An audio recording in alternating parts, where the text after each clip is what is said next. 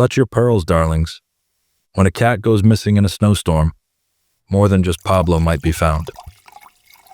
Chapter 21. Missing. Darcy flung open her cabin door, heart pounding. No Pablo. No paw prints in the fresh snow. Nothing. Pablo. Her voice cracked as she scanned the white expanse. Pablo, please. Darcy? She spun to find Callum climbing her cabin steps, alone, concern etched on his features. Behind him, near the lodge, she could make out Maya and Rose's figures, their voices carrying across the snow in sharp, angry tones, though the words were indistinct.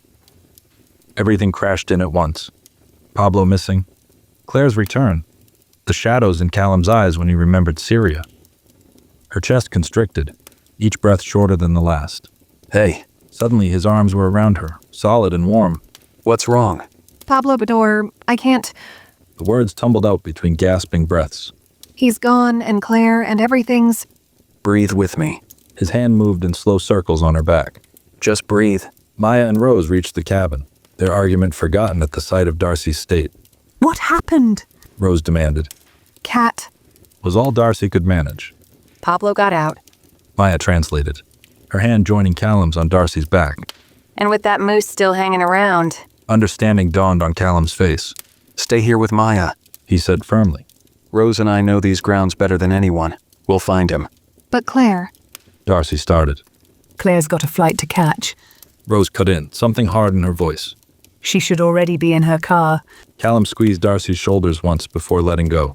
We'll bring him back, I promise. She watched them disappear into the snowy morning, Rose already pulling out her phone to coordinate a search. Come on. Maya guided her inside. Let's get you warm while the mountain rescue team does their thing. I'm being ridiculous. Darcy whispered, sinking onto her couch. Falling apart over a cat when Callum's ex-fiancée CE shows up, and they have all this history and trauma and... Honey. Maya grabbed her shoulders. Focus. First, your cat is missing. That's not ridiculous. Second, did you notice something? Like, say, how Callum came straight here? Alone? He's just being nice. No, he literally left Claire mid-conversation when he saw you run out. Rose told me. Apparently Claire's face was priceless. But they have this connection, this shared pain that I can't. They have shared trauma. Maya corrected.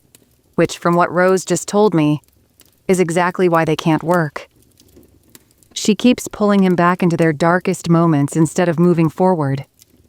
She can't let go of those ghosts, and she can't let him go on either. Rose thinks that Claire needs Callum to stay in the darkness so she's not alone. Rose seemed pretty angry. Darcy admitted. Yeah, about that. Maya settled beside her. Apparently Claire's got a pattern of showing up whenever Callum starts to heal. Whenever he starts to... She gave Darcy a meaningful look.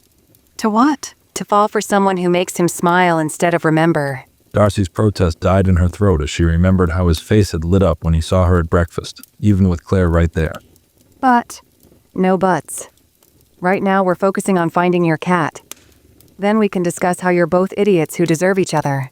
A knock at the door made them both jump. That was fast. Maya said, standing. Rose must have. But when Darcy opened the door, it wasn't Rose's concerned face she found. Claire stood on the threshold, her camera hanging at her side like a weapon. She smiled, and Darcy thought of documentaries she'd seen about predators. How they looked at wounded things with that same mix of sympathy and hunger. Hello. Claire said, the word dripping sweet as poisoned honey. I think we should talk, don't you?